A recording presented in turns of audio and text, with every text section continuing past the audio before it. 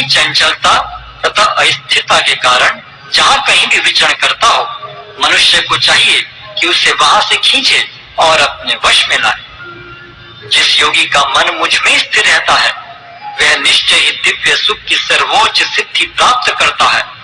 वह रजोगुण से परे हो जाता है।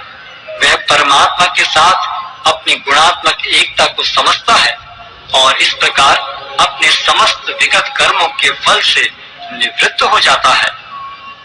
इस प्रकार योगाभ्यास में निरंतर लगा रहकर आत्म संयमी योगी समस्त भौतिक कर्म से मुक्त हो जाता है और भगवान की दिव्य प्रेम भक्ति में परम सुख प्राप्त करता है। वास्तविक योगी समस्त जीवों में मुझको और मुझ में समस्त जीवों को देखता है।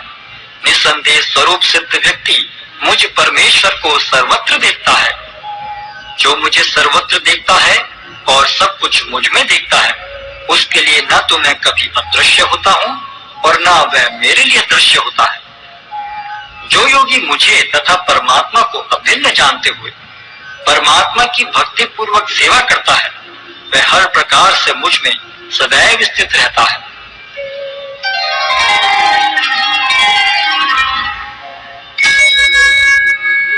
हे अर्जुन, वह पूर्ण योगी है जो अपनी तुलना से समस्त प्राणियों की उनके सुखों तथा दुखों में वास्तविक समानता का दर्शन करता है।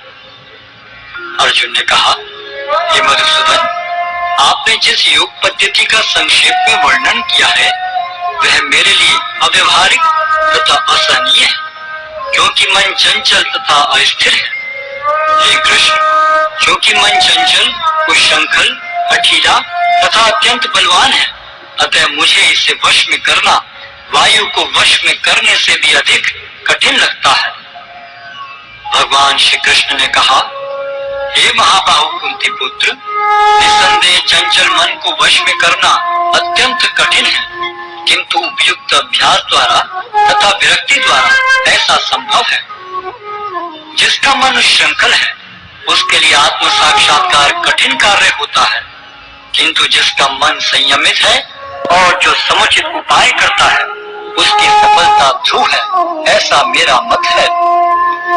अर्जुन ने कहा, हे कृष्ण, उस असफल योगी की गति क्या है जो प्रारंभ में श्रद्धा पूर्वक आत्म साक्षात्कार की विधि ग्रहण करता है, किंतु बाद में भौतिकता के कारण उससे विचलित हो जाता है और योग सिद्धि को प्राप्त नहीं कर पाता।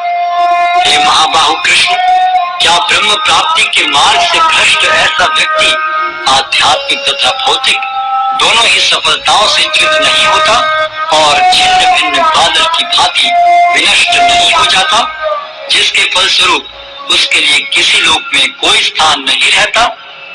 हे कृष्ण, यही मेरा संदेह है।